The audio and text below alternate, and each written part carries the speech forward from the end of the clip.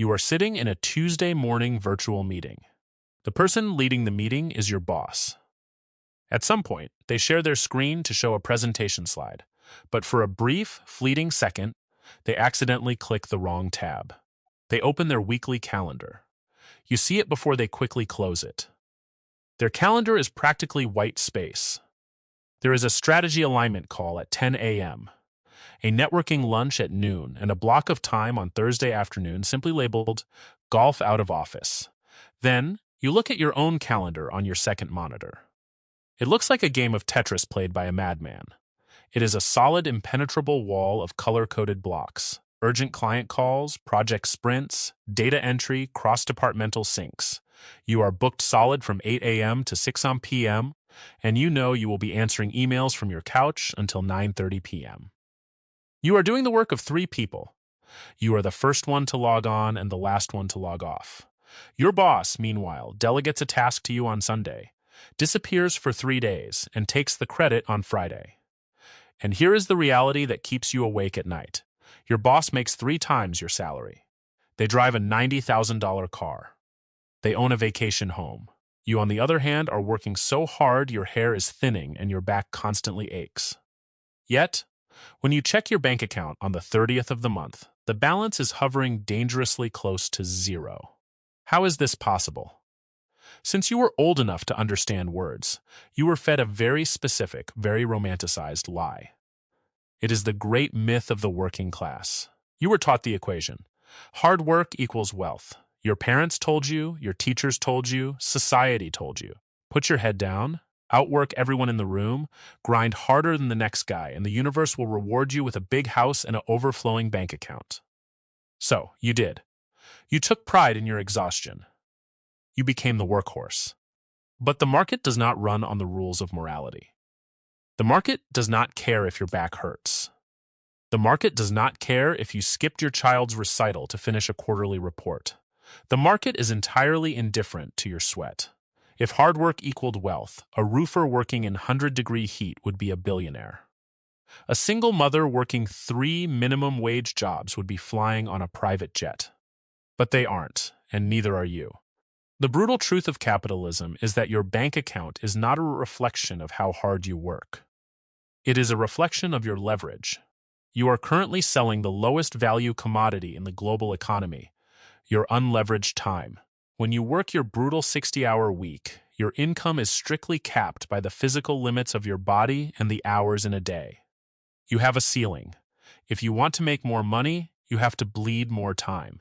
Your boss is playing an entirely different game. Your boss is using leverage.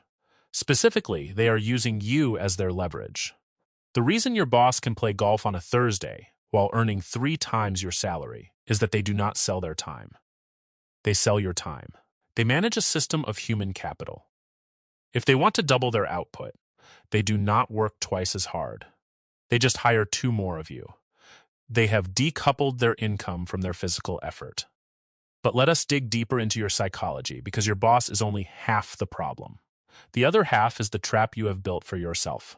It is called the Curse of Competence. You are smart. You are capable. When a project is on fire, you are the one who stays late to put it out. When a coworker drops the ball, you are the one who picks it up. You do this because you believe it will get you noticed.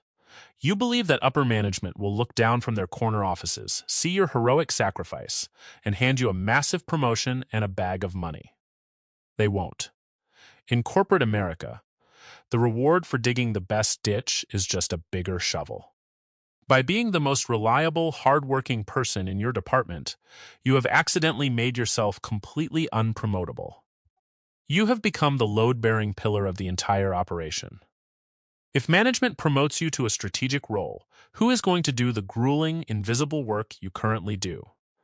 It would take them 3 average employees to replace your output. From a purely financial standpoint, it is much cheaper for the company to keep you exactly where you are, pat you on the back, call you a rock star, and give you a pathetic 3% cost of living raise. Your competence has become your prison, and this prison is actively draining your bank account. When you are the workhorse, you are perpetually exhausted.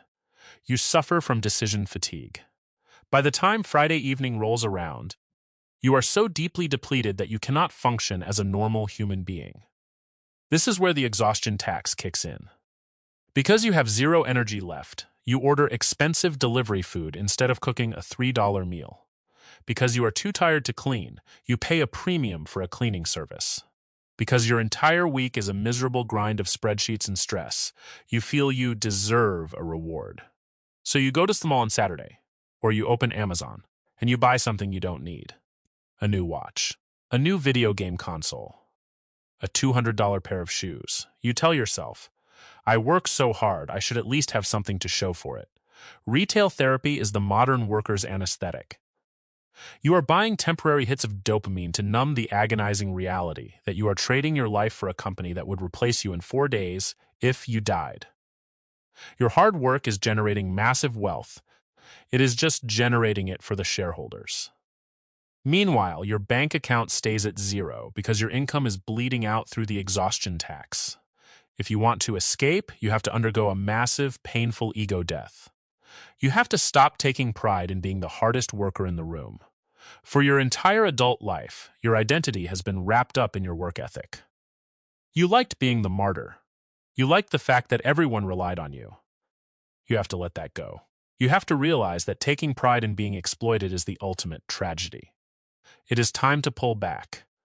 It is time to initiate a strategic retreat. I am not telling you to quit your job tomorrow. I am telling you to recalibrate your effort to match your compensation. If they are paying you for 40 hours a week, you work exactly 40 hours. Not 41, not 50, 40.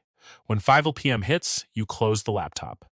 You do not install Slack on your personal phone. If an email comes in at 8 p.m., it ceases to exist in your reality until 9 a.m. the next morning. If a project is falling behind because the company refuses to hire enough staff, you let the project fall behind. You must allow the system to fail without you stepping in to be the hero. Your coworkers might look at you differently. Your boss might notice a drop in your output and ask if you are lacking passion. You must learn to look them dead in the eye and smile comfortably. You are not lacking passion. You are simply no longer offering your life force at a discount. By pulling back, something incredible happens. For the first time in years, you will have surplus energy. You will have mental bandwidth that is not owned by your employer. This surplus energy is the most valuable asset you possess. It is the fuel for your escape. Now that you are no longer giving 110% to build your boss's wealth, you take that extra 50% and you pour it into building your own leverage. You start thinking like the person with the blank calendar. You redirect your hard work away from your day job and into the shadows.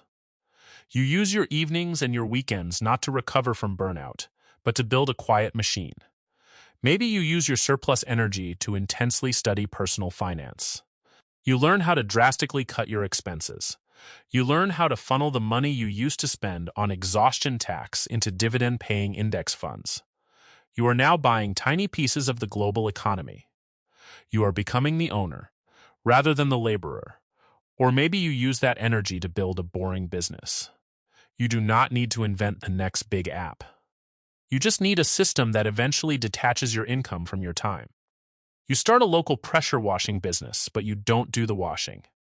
You build a simple website, run some local Google ads, and subcontract the work to a reliable college student.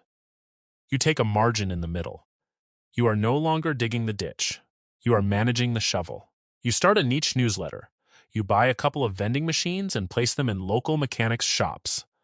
It starts small. It starts slow.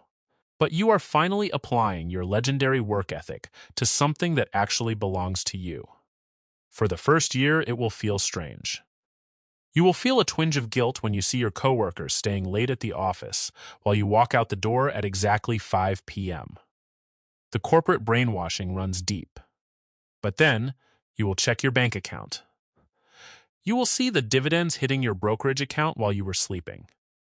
You will see the profit from your small, unsexy side business clearing on a Tuesday afternoon. You will make $50 or $100 that had absolutely nothing to do with how hard you sweat or how many hours you sat at a desk.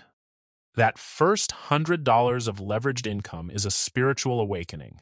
It is the moment you realize the cage door was unlocked this entire time. Fast forward 3 years. You are still working at the same company, but your demeanor has completely changed. You are no longer the stressed, exhausted, frantic workhorse. You are calm. You are completely unbothered by the manufactured urgencies of middle management. Your boss is still driving the expensive car, still playing golf on Thursdays, but they no longer intimidate you. You look at them not as a superior, but simply as a client who purchases 40 hours of your time a week.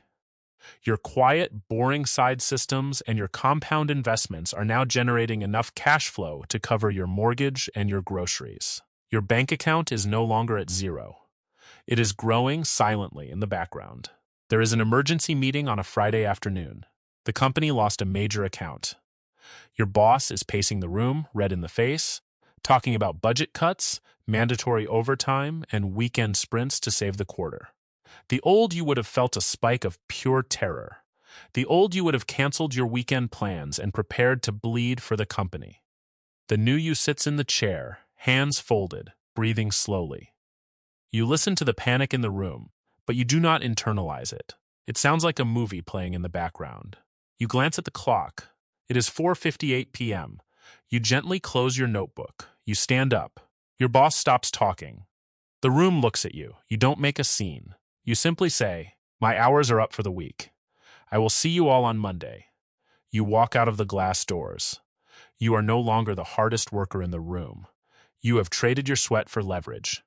You have traded your exhaustion for capital.